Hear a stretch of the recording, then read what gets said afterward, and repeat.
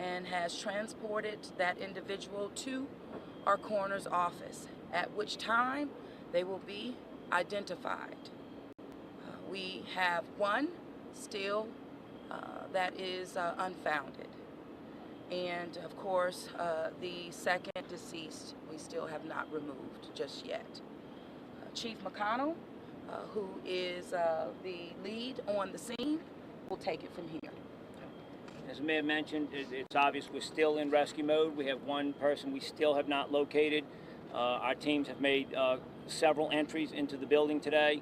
The latest one to remove one of the deceased victims that we were aware of yesterday.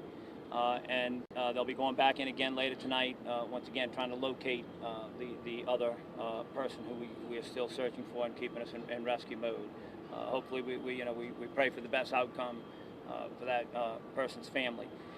We are in a mode right now with trying to secure that crane. You've been seeing that operation going all day. That will continue.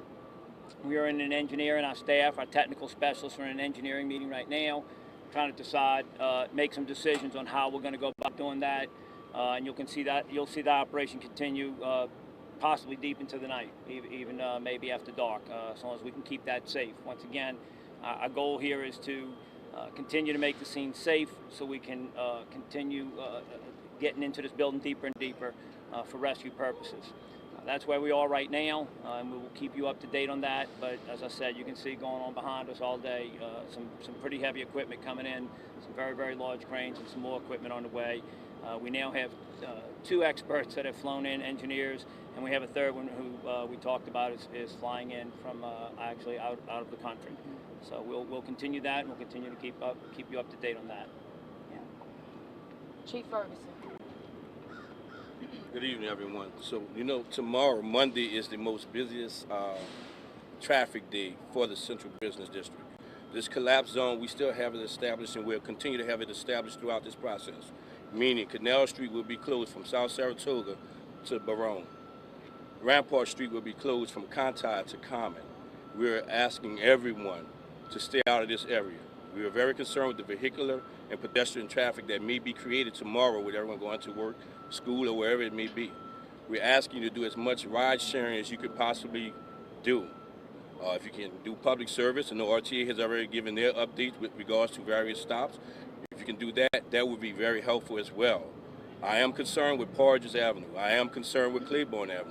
I am also concerned with Esplanade Avenue. So I'm asking everyone to be patient. We're asking the employers to be patient with your employees. We're asking everyone to take your time. Leave a little bit earlier than what you would normally do, because there will be a lot of traffic tomorrow. And we will strategically place officers in various locations that we've identified as those high traffic areas that we can help facilitate any movement throughout the day. And we will assess and adjust throughout this process.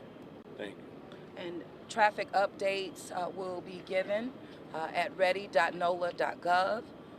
We will keep you updated as we move through. We're still in rescue mode. This is some of our families' worst day of their lives right now. And we're just asking residents, love on your family. Hug one another as well. Because that is that human spirit that we all need to just keep on keeping on.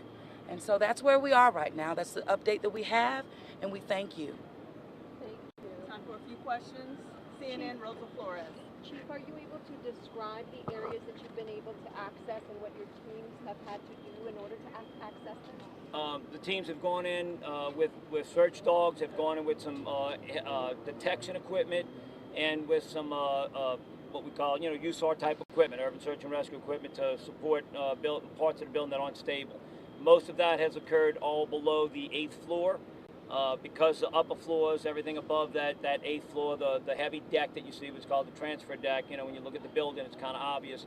Everything above that is what collapsed and is very unstable. So we're not prepared to put people in that area until the crane is secured. If that crane were to start moving, it would take down, obviously, it's pretty obvious it would take down more of the building. And so once again, trying to get that safe is why we got this equipment in here and why it's moving. And I do have to emphasize, perception people sometimes have, because it was mentioned this morning, I feel obligated to cover it. You know, that it took a while to get equipment. Understand, we were told 2 to 4 weeks originally. We're less than 24 hours from requesting that equipment and have it set up and moving pretty quick. So we got more resources coming, and we have the engineers working on what's the safest way to do that and the proper way to do that as we speak. Anyone else? Do you believe you know where the expect the crane to be stabilized? How long is that going to take to get the crane stabilized? We won't know more until they come out of this engineering building. We're hoping, you know, sometime over the course of the night, we'll get that done. Obviously, time is of an essence. I cannot emphasize enough. Life safety at this point is number one. Rescue. We have someone we have not located and can't get to where we think they might be. So that's our goal, and it's happening as fast as it can possibly happen with safety in mind. Thank you all. Thank you, everybody. Thank you.